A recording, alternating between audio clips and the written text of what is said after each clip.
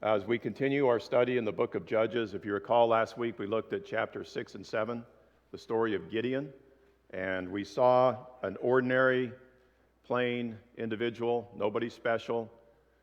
In fact, this individual was hiding in a wine press, threshing wheat on the floor of the wine press, doing that in fear of the Midianites, because if you recall, the Midianites had occupied them, or they would come and ravage their crops. And so the Midianites would kind of come in and raid their food supply. So here's Gideon, an individual, nobody special, nobody very strong, nobody really in particular as to why God would choose him.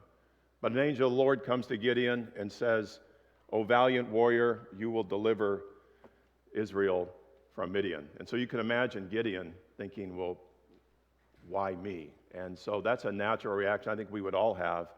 And we see through the story of Gideon this faith that starts to develop. And it's slow, it's incremental, and God is very patient with him. He sends him confirming signs. And through these confirming signs, we start to see Gideon's faith build, but there's still this fear, there's still this doubt. And it really strikes me, and we talked about this last week, how that kind of is with us as we sort of develop our faith as Christians, right? We have God's word, and that's what develops our faith, but there are times when we doubt, there are times when we're fearful.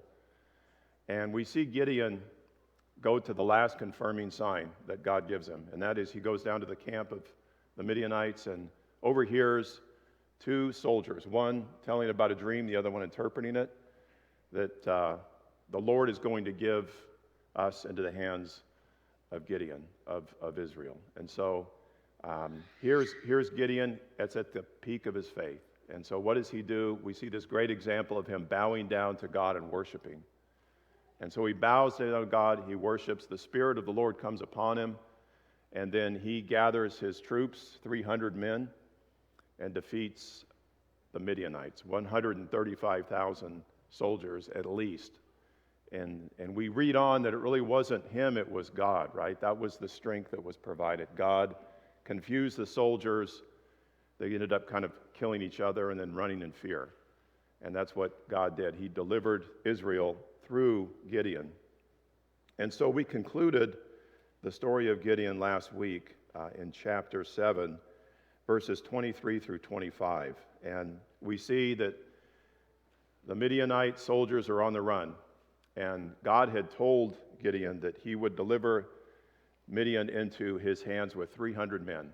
And so we saw where Gideon summons Naphtali, Asher, Manasseh. Some of the men who had let go were among that group. And then he sent messengers to Ephraim to cut off Midian from the Jordan River. So all very tactical, but it's interesting that really wasn't what he was instructed to do. And so we talked about it and left it there and said, well, let's see what develops after that. And that's where we really pick up today in Judges chapter 8. So Gideon, kind of the story continued, and that's where we want to start, is in Judges chapter 8, beginning at verse 1. And so we'll read verses 1 through 3 on Judges chapter 8. It says, Then the men of Ephraim said to him, What is this thing that you have done to us, not calling us when you went to fight against Midian? And they contended with him vigorously. And he said to them, What have I done now in comparison to you? Is not the gleaning of the grapes of Ephraim better than the vintage of Abiezer? God has given the leaders of Midian, Oreb and Zeb, into your hands. And what was I able to do in comparison with you? Then their anger toward him subdued when he said that. So we see Gideon confronted by this tribe of Ephraim who'd gone out, who'd answered the call. But why were they angry? Why were they upset at him? What does it say? What's the reason?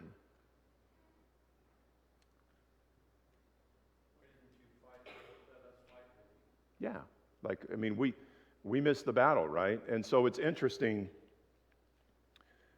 This could have been answered a lot of different ways. And we see kind of on the surface some diplomacy, some humility displayed by Gideon.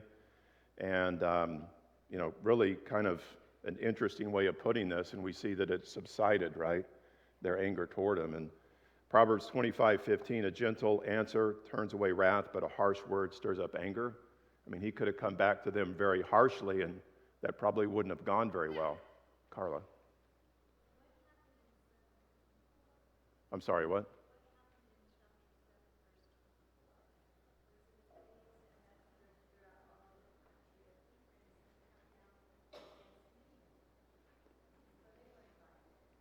Yeah, so I think they were angry because they missed out killing all of these, the battle as to what, they're on the run. So, hey, catch these guys, we've defeated them, they're running, so you kind of clean up the mess, right? And they're saying, hey, we should have been in the main event, right? We don't want to clean up your mess.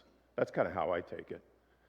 And so it reveals a little bit of the character of Ephraim. They're wanting some prominence, but certainly Gideon could have answered, well, the Lord gave them into my hands with 300 men, and I'm doing this for the Lord. There really wasn't an appeal that way, so it's interesting. And then we just read on, and we start to kind of get a little bit more flavor for the character of Gideon through this chapter 8. So let's look at verses 4 through 9. And it says, then Gideon and his 300 men who were with him came to the Jordan and crossed over, weary yet pursuing. And he said to the men of Succoth, please give me loaves of bread to the people who are following me, for they are weary. And I am pursuing Zebah and Zalmunna, the kings of Midian. The leaders of Succoth said, are the hands of Zebah and Zalmunna already in your hands, that we should give bread to you and to your army? Gideon said, all right. When the Lord has given Zebah and Zalmunna into my hand, then I will thrash your bodies with the thorns of the wilderness and with briars. And he went up from there to Penuel and spoke similarly to them. And the men of Penuel answered him just as the men of Succoth had answered. So he spoke also to the men of Penuel and said, when I return safely, I will tear down this tower. So his tone's a little bit different, right? With Succoth and with Penuel. So these are towns that are nearby. And so why do you think that is? Why is his tone a little bit different with these folks versus like the tribe of Ephraim? He wasn't so diplomatic, right? And what do you think? Any ideas, any thoughts? Tired and hungry. It said he's weary, right? So I think that has something to do with it. Frustrated. Now, the character of these men in these cities isn't very good either, right? Hey, they should be supporting their fellow Israelite brethren, but I think that's some of it. But certainly he could be frustrated with the Ephraimites too. Like, really? I mean, you're getting on me, and so. But it's just interesting when you see these together, right? How he reacts one way to one group, and he reacts another. And it's interesting because didn't Gideon doubt God earlier? I mean, he doubted God. He didn't have the hands of the Midianite kings in his hand when God said, hey, you're gonna conquer these people. And so he had his struggle with doubt. He had his fears. But I don't think he really understood that or thought about it in the moment, right? He's just frustrated that these people should really just give him what he wants, right? Support my army. We're pursuing these people. But it's kind of like he forgot about that. And instead of appealing to them and maybe saying something like, well, I'm on a mission from God, from the Lord Jehovah. He's allowed me to capture. Let me tell you the story about how we defeated this army with 300 men and appeal to them that way. But he doesn't do that. Really, in a sense, this is sort of how I take it. It's more like he's saying, you dare to doubt me? I'll show you my power when I get back, and you'll learn to respect me. So, Carrie. A failure to show hospitality in the Jewish culture for any reason was a gross error on the part of the perpetrator. Yeah. So they should have been helping Gideon and regardless of their state. Yeah. Simply because they were fellow Jews fighting for them. But they refused to.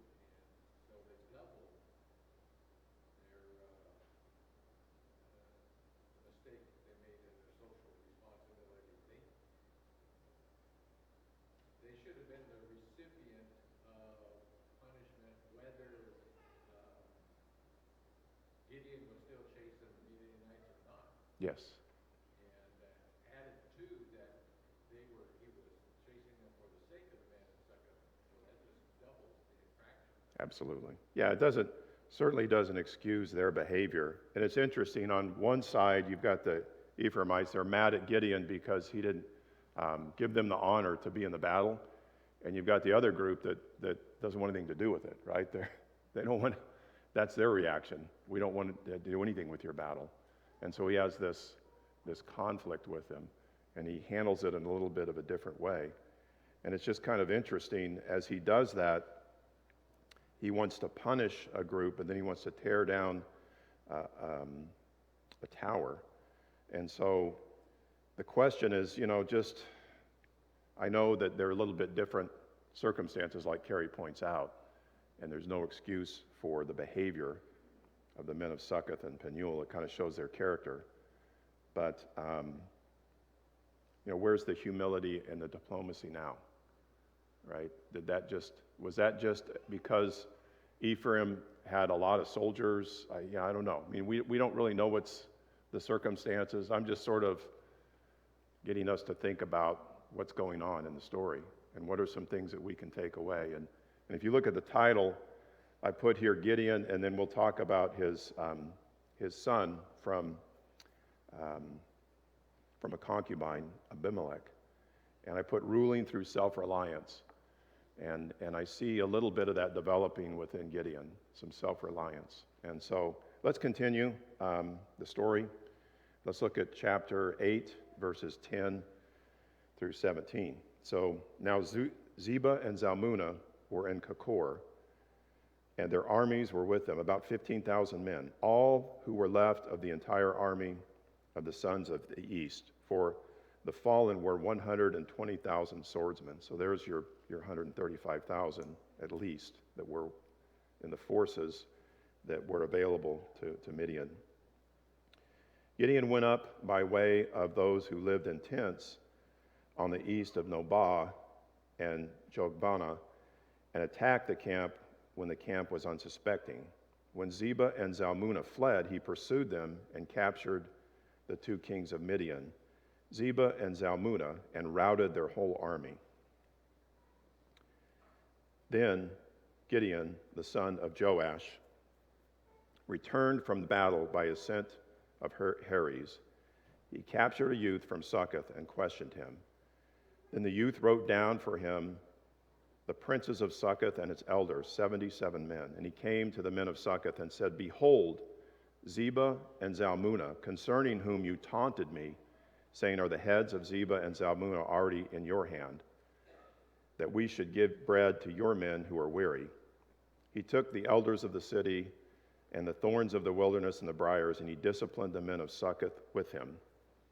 He then tore down the tower of Penuel, and he killed the men of the city. So, one question I have is, he's on a mission to deliver Israel from the Midianites, and he captures these kings. He's got these kings, he's destroyed their army. Why does he take those kings alive? Why do you think he doesn't just kill them on the spot? Nolan. Well, we wanted to take them back and show the guys from Succoth here. Here's your hands. Yeah, here's your hands, right? So it's just interesting, right? Now we can try to figure out why he's doing this. I'm sort of painting a picture like it's maybe straying a little bit away from reliance on God's strength and maybe a little bit of reliance on myself, right? I'm a little angry, a little upset, probably rightfully so, as Carrie pointed out. But how do I handle that? How does God handle that to the Israelite nation, right? Through grace and mercy, or through hey, I'm gonna just spank you with the briars, right, Vance? But it's kind of ironic in the case of Gideon too, because he's the one that asked for more signs than others had in other times of the Old Testament. And God was very patient with him. Yeah. Showed up multiple times. And it's just kind of the irony of our mankind is in our nature is that we get that grace from one side, and then when it's Sure. our turn to give it, we just fired up. And we're always happy to receive grace. We're maybe not always so like thrilled to give it, right? And I think that's human nature. So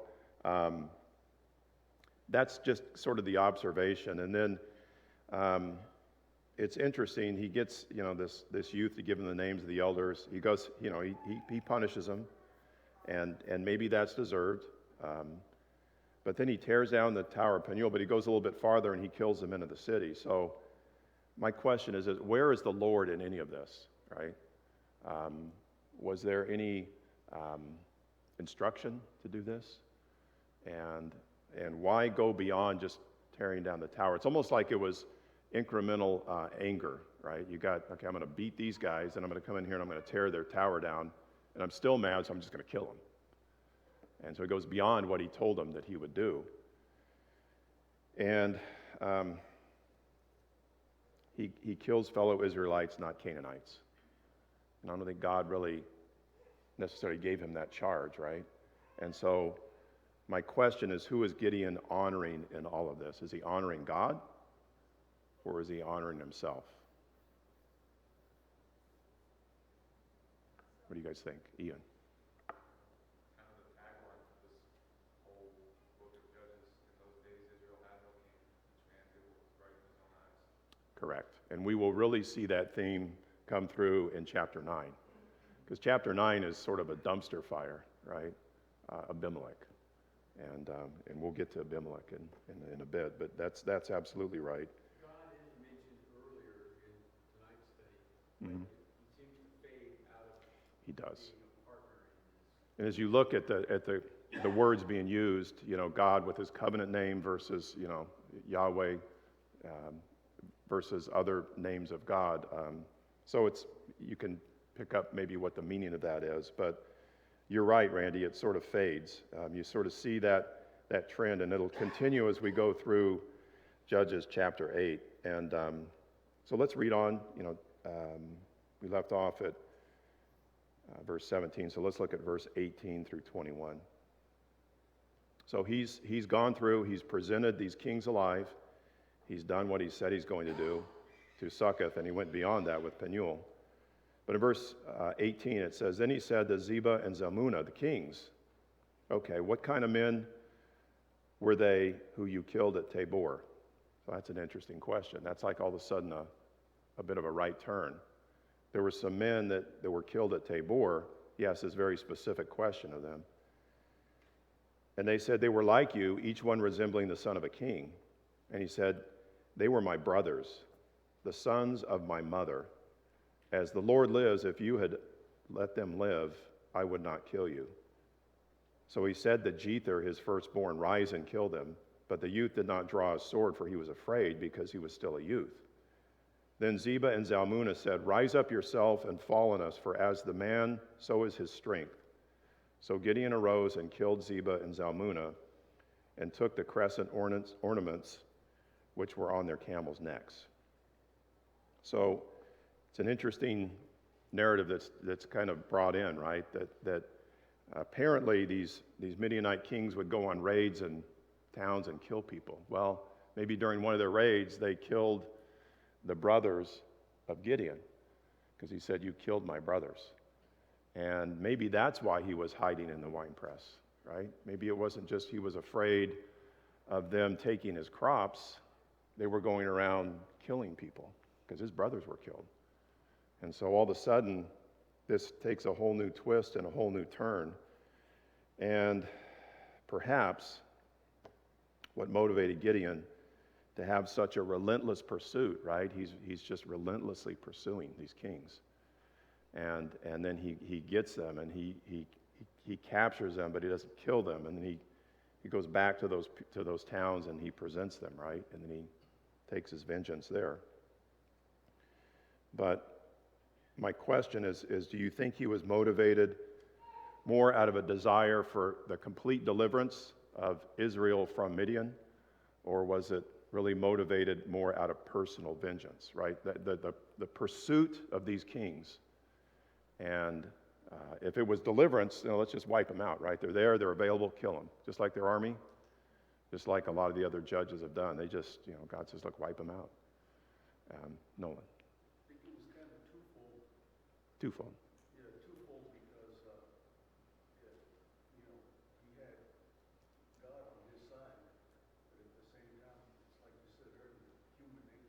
Sure. played a role in his human nature to want to get back at the people that killed his brothers. So there's some righteous anger there, right? But how do you sort of carry that out? And how do you conduct yourself when you do that? And what messages do you send? And we'll start to see that those messages start to influence people around him as we get later into the chapter. Did somebody have a hand up? It looks to me like it's personal. He wants these two kings to know why they're dying because of what they did to his brothers. Versus you're just one of the many that we kill, just kind of randomly kill everybody. But you guys are coming with me so I can make sure you know specifically why you're being killed. Yeah, and so it fulfills like an internal desire, right? Number one, I'm going to use you guys as objects to get revenge, and I'm going to prove that I captured you. And then number two, I'm going to confront you and tell you why I'm killing, why you killed this is personal now, right? This isn't business, this is personal. And then he has his oldest son, I guess he's still a youth, you rise him up and kill him, like family honor, right?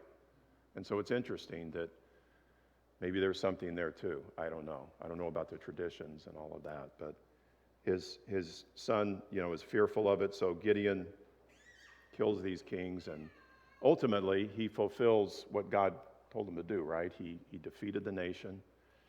He engaged other forces, but then, he captured these kings. But we just see in the story, the author, I think, spends some time very intentionally to tell the story and to why and what's behind the scenes for us today.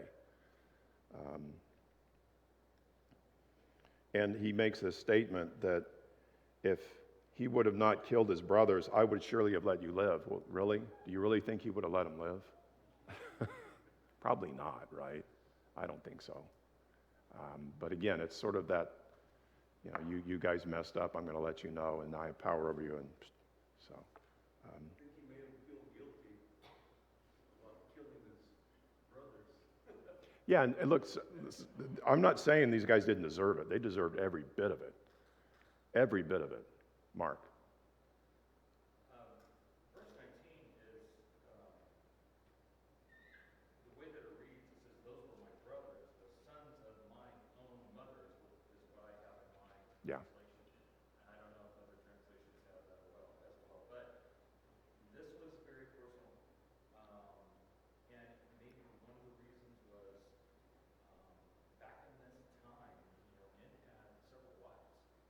And maybe he was pointing out that those guys were my brothers, the sons of my own mother. Yeah, full brothers. Yeah, yeah. Not half brothers, full brothers. So Yeah. it was, I think, his birth. Yeah, it was on his mind, and so it's interesting that I'm sure there was emotion built up in getting around that, right? And I have my opportunity, I have my moment. So what are you going to do in that moment, right? And are you going to honor yourself or God? And I think we start to see the flaws developing in Gideon just as they develop in us, right? We talked about how he's complicated and how he's flawed, and how we are complicated and we're flawed. And so it's sort of a reflection back to us as well as to how we often deal with people that we have conflict with. So let's read on, 22. Yeah, I'm sorry. Men are mentioned in Psalms, and they're mentioned that way because they said, "Let us take to ourselves the houses of God in possession." Yeah, okay. They're mentioned again because of that. They being, These men here that he killed. oh, okay, Zeba and Zalmunna, yeah. They certainly got what they deserved. And that's part of the message of Judges too. Like, God's judgment comes to evil, and God always is in control. Carrie. From a strictly judicial point of view, these two kings willingly intended to raid and kill, Yes. which made them guilty and murderers. And so, in a sense, what Gideon is doing is carrying out capital punishment like that. Yeah. And so then it becomes, what are your intentions and who are you glorifying, right? And then that's kind of the questions we have to ask, right? A lot of times in our service as Christians. as we live in the world today. We have righteous anger sometimes, but how do we carry that out? And is that honoring God? Is that reflecting God? Are we glorifying God by doing that, right? That behavior. So, verse 22. Then the men of Israel said to Gideon, "Rule over us, both you and your son. For you have delivered us from the hand of Midian." But Gideon said to them, "I will not rule over you, nor shall my son rule over you. The Lord shall rule over you." Yet Gideon said to them, "I would request of you that each of you give me an earring from his spoil." For they had gold earrings because they were Ishmaelites. And they said, "We will surely give them." So they spread out a garment, and every one of them threw in an earring from his spoil. The weight of the gold earrings that he requested was 1,700 shekels of gold, besides the crescent ornaments and the pennants and the purple robes which were on the kings of Midian, and besides the neckbands that were on the camels' necks.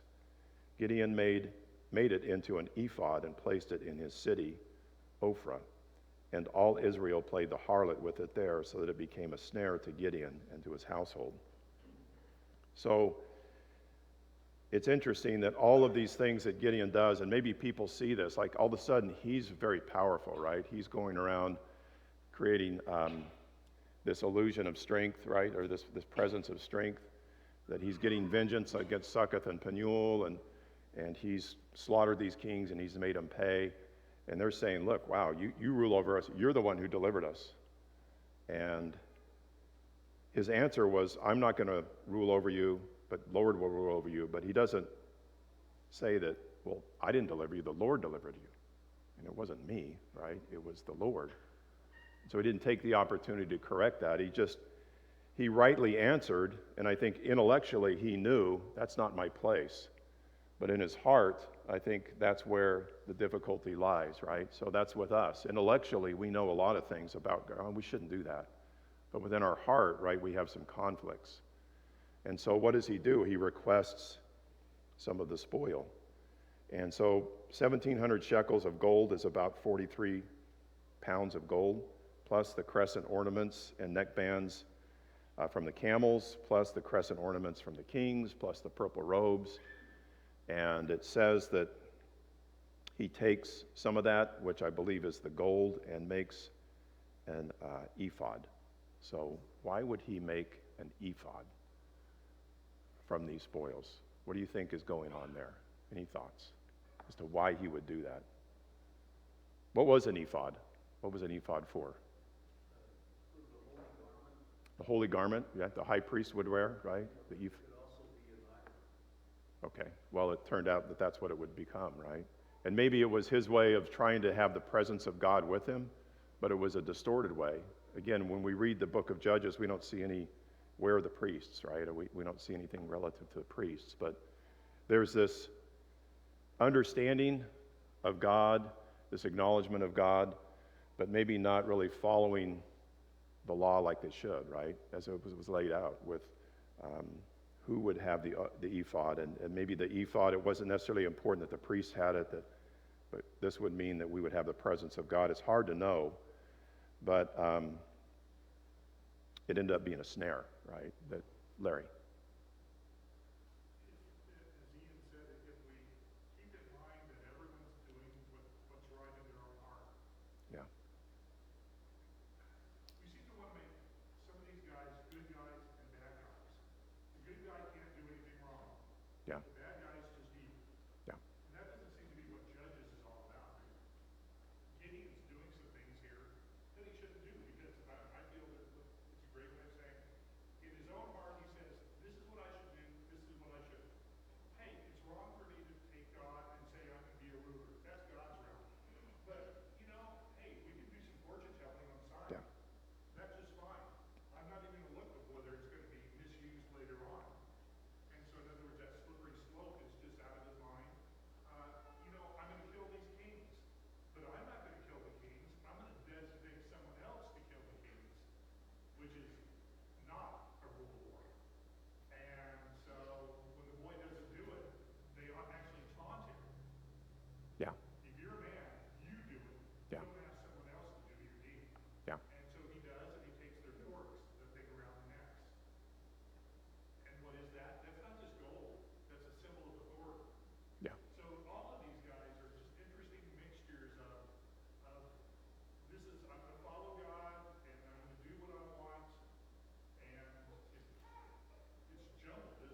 Yeah. And God will strengthen us many times in our lives because of our faith, but what do we do when we're in a strong position, right? Do we honor God?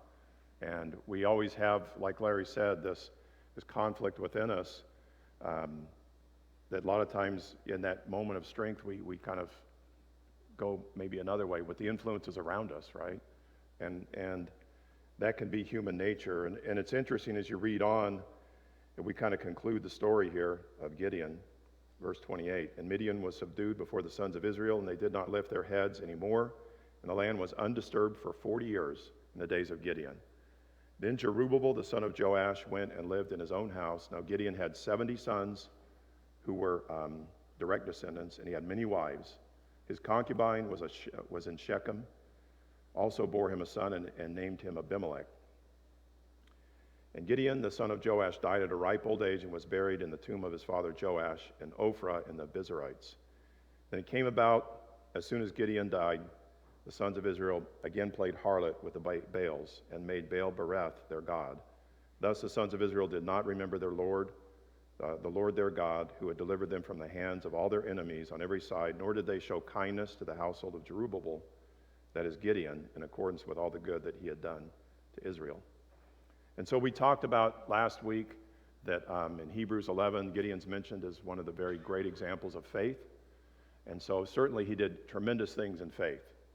He was able to defeat an army with 300 men. And so we're able to do tremendous things in faith.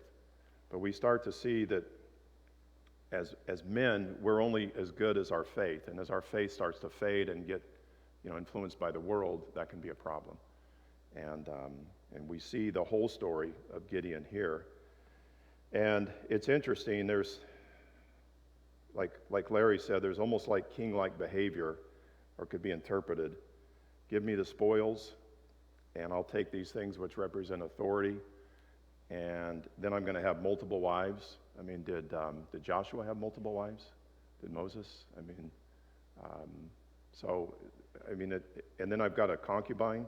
Those are all sort of things like what kings have. And during the time of Gideon, there was peace. He dies immediately as soon as he was dead. That's when things fell apart. So their faith was probably more in him and what he's doing for them. But then we see his behavior sort of go on to the next generation. That's Judges chapter 8 or chapter 9. His son Abimelech, which interestingly enough, the name Abimelech means my father's king. So he named one of his sons through a concubine this name, which meant my father is king. So it's interesting. But in chapter 9, look at verse 1. It says, and Abimelech, the son of Jerubbaal, went to Shechem to his mother's relatives and spoke to them and the whole clan of the household of his mother's father, saying, speak now in the hearing of the leaders of Shechem, which is better for you, that 70 men, all the sons of Jerubbaal, rule over you, or that one man rule over you? Also remember that I am your bone and your flesh. And his mother's relatives spoke all these words on his behalf in the hearing of all the leaders of Shechem, and they were inclined to follow Abimelech, for he said, he is our relative. They gave him 70 pieces of silver from the house of Baal Bereth, with which Abimelech hired worthless and reckless fellows, and they followed him. Then he went to his father's house at Ophrah, and he killed his brothers, the sons of Jerubbaal, 70 men on one stone. But Jotham, the youngest son of Jerubbaal, was left, for he hid himself. All the men of Shechem and of Beth Milo assembled together, and they went and made Abimelech king by the oak of the pillar which was in Shechem. So this brings to mind what Ian said, that in chapter 17 and chapter 21, there's this statement that everyone did what was right in their own eyes. And clearly, Larry, this is like a personification of evil, right? This is not good. This whole story of Abimelech. There's nothing very redeeming at all in Abimelech. And it's like we've got this chapter dropped in of Abimelech. And but we see the depths at which evil can go. But then we also see the judgment of God as we play this out. And I purposely didn't want to spend most of the class on this chapter. We'll spend some time with it, but it's interesting to just see the story. The author really develops this out over 50-some verses, right? 57 verses, the story. There's twists and turns. And you sort of think that he's going to win, and then all of a sudden he doesn't win, right? But if we read on, this guy, the son that escaped, Jotham, was mentioned for a reason, because when we pick up in verse 7, that was told, now when they told Jotham, he went and stood at the top of Mount Gerizim, and he lifted his voice and he called out. Thus he said to them, listen to me, O men of Shechem, that God may listen to you. So he tells this story. It's a very interesting story. Once the trees went forth to anoint a king over them, and they said to the olive tree, reign over us. But the olive tree said to them, shall I leave my fatness with which God and men are honored and go wave over the trees? Then the trees said to the fig tree, you come reign over us. But the fig tree said to them, shall I leave my sweetness and my good fruit to go wave over the trees? Then the trees said to the vine, you come reign over us. But the vine said to them, shall I leave my new wine which cheers God and men and go wave over trees? Finally, all the trees said to the bramble or the thorn bush, you come rule over us. And the bramble said to the trees, if in truth you are anointing me as king over you, come and take refuge in my shade. But if not, may fire come out from the bramble and consume the cedars of Lebanon.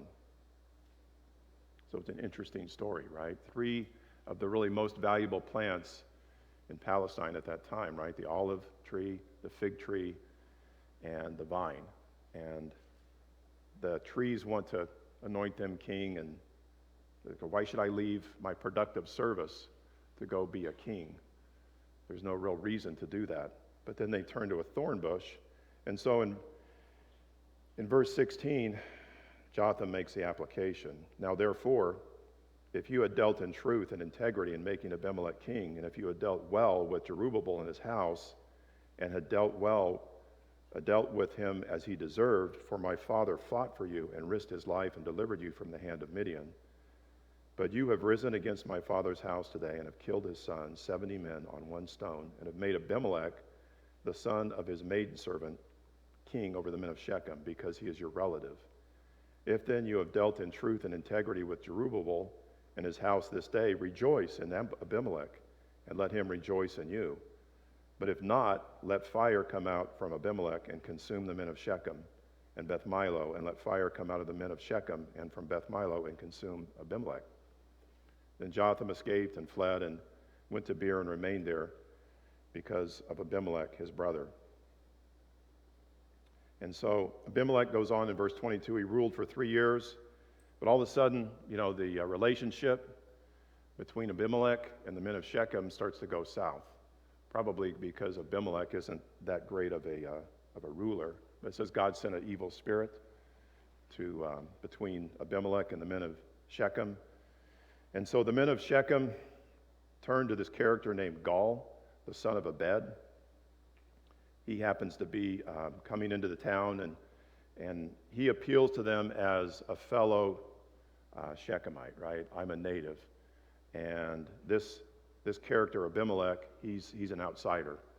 And actually, he's a half-breed. And so you need to really follow me. And he kind of taunts Abimelech. He says, who is Abimelech and who is Shechem, that we should serve him? They have this festival, drunken festival. They go out and gather grapes and make wine, and kind of in a drunken fest, he boasts about who is Abimelech, who is Shechem, that we should serve him. Verse 28. It says, serve the men of Hamor, the father of Shechem. But why should we serve Abimelech? And then verse 29, he says, would therefore this people were under my authority, then I would remove Abimelech. And he said to Abimelech, not to his face, but just to calling out, increase your army and come out. So he's pretty boastful in his drunkenness and with all the people of the city, and they're cheering him on.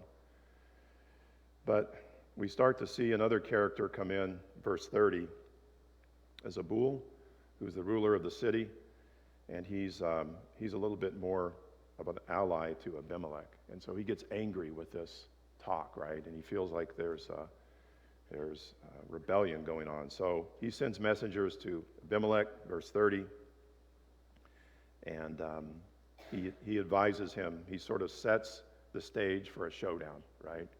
You guys go lie in wait and come in and attack Gaul. And so what ends up happening, beginning in verse 34, there's a clash between Gaul and Abimelech, and Gaul and his men are defeated. And so here comes Abimelech. He prevails, right? And so here he is. He's overcome his adversaries, his 70 brothers, right? He triumphs over them by slaughtering them. I've removed that threat. And then I had this threat, this Gaul character who comes into my city while I'm out and stirs everybody up.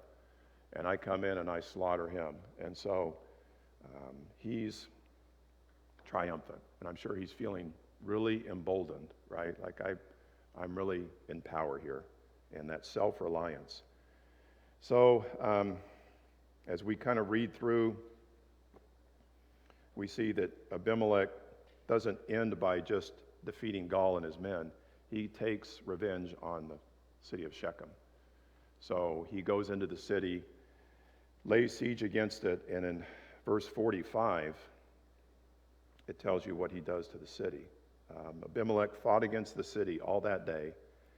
Then he captured the city and killed the people who were in it. And then he razed the city and sowed it with salt.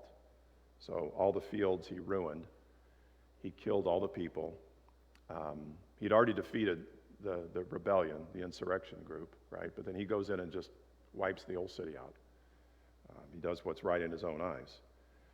So verse 46, there's some survivors, the leaders of the city. They flee to a tower in Shechem. They go into the inner chamber of safety up into this tower. And Abimelech says, that's not going to stop me. And so he gets an axe, he starts cutting branches off a tree, and he stacks them up against the tower, he lights it on fire, and he burns them to the ground and slaughters them. And so here he is, in his glory, victorious, no one's in his way. Then verse 50, that's not good enough. I'm going to go to a neighboring city, Thebez, and he camped, it says in verse 50, he went to Thebez, he camped against Thebez, and he captured it. And there's verse 51, a strong tower in the city. And the men and women, all the leaders of the city, fled there and shut themselves in, and they went up to the roof of the tower. They fled for safety. Verse 52, so Abimelech came to the tower and fought against it. He's thinking, I'm going to do just what I did in Shechem. He approached the entrance of the tower to burn it with fire. But, verse 53, a certain woman threw an upper millstone from the top on Abimelech's head, crushing his skull. Then he called quickly to the young man, his armor bearer, and he said to him, draw your sword and kill me, so that it will not be said of me, a woman slew him. So the young man pierced him through, and he died. And when the men of Israel saw that Abimelech was dead, each departed to his home. Thus God repaid the wickedness of Abimelech, which he had done to his father in killing his 70 brothers. Also God returned all the wickedness of the men of Shechem on their heads, and the curse of Jotham, the son of Jerubbaal, came forth from them. So if you recall back in the story that fire would come out from the thorn bush, and so the thorn bush killed all the men of Shechem, but there was also fire coming from Shechem to destroy Abimelech. So they sort of each got what they deserved, right? In a bit of an unsuspecting way. I don't think the men of Shechem thought they would all be slaughtered. There was a group that supported Gaul, and they thought, well, they're soldiers, they're going to stop there, but they came and wiped the whole city out.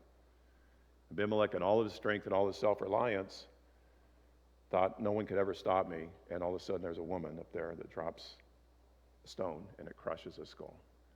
And we see that God is in control, right? Verse 56, thus God repaid the wickedness of Abimelech, which he had done to his father in killing his 70 brothers.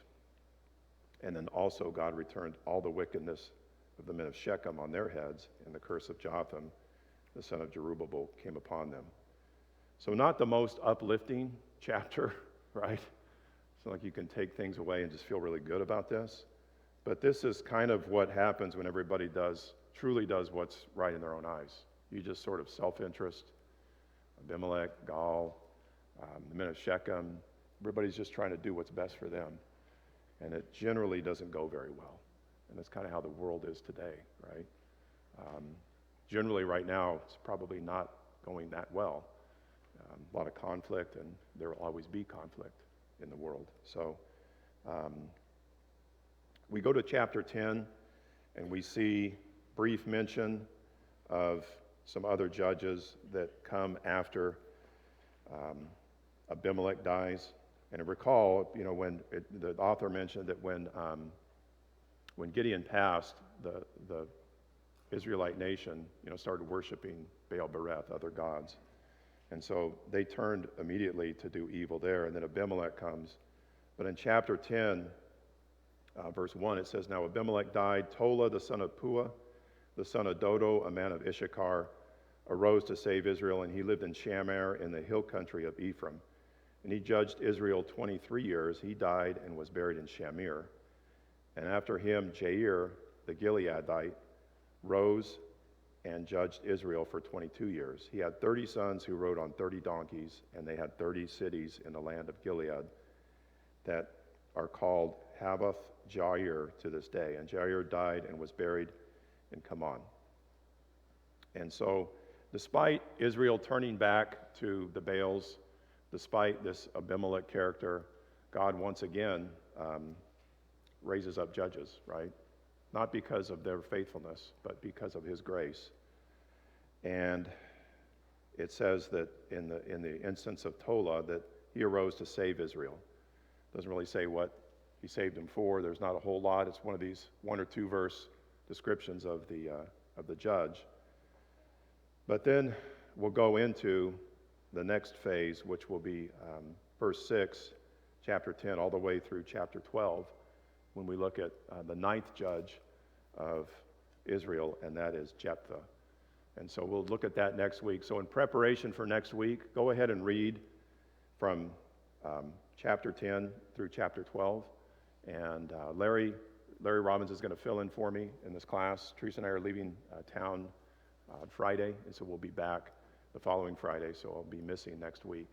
So I won't have any questions out, but for preparation, I would go ahead and read those chapters, and Larry will cover that subject. And I guess in the last couple minutes, I'll just ask one of the thought questions, things maybe we can apply to ourselves, and that's what kind of problems come our way as Christians and servants of Christ when we demonstrate self-reliance in our lives? What kind of things can happen in our lives? Can we see any parallels, I guess, right? When we look at, okay, this is a great story, there's a lot of twists and turns, but is there anything that we can look at and say, maybe I should think about this story, about how I approach things? Any thoughts? Maybe considering what Christ has done for us, the grace that is so much greater, right, than these judges that are sent and saved a physical nation. Imagine what the Savior Christ, the creator of the world, did for me, right? How much more should I show faith in that? So, Larry. I was just going to say, my self-pride is such that, am I like Abimelech, that when it comes crashing down on my head, my pride is so twisted that I want someone to stab me and kill me, Yeah. rather than be killed by just a woman. My reputation. I mean, this idea of, it's pride, that it's a twisted pride. Yeah. Yeah. No, that's true. Well, anyway, it's 8 o'clock, so I appreciate everybody's attention, and we will pick up next week, and Larry will be your guide. So, great. Thank you.